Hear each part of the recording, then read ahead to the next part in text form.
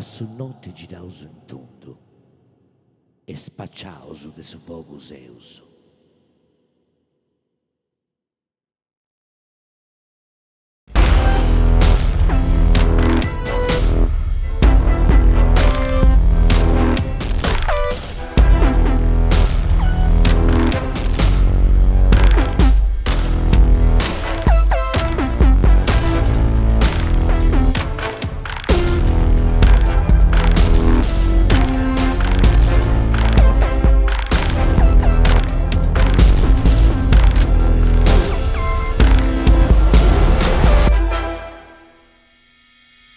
On the second night after the creation of my God, a vision made known to me that I had reached the underworld.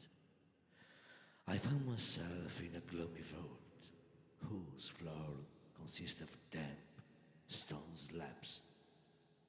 In the middle there is a column from which ropes and axes hang.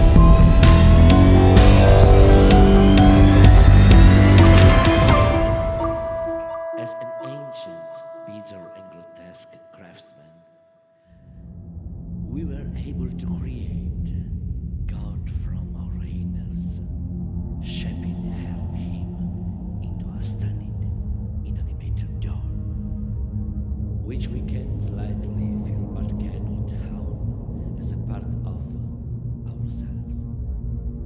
We can just feel him, but always in chains.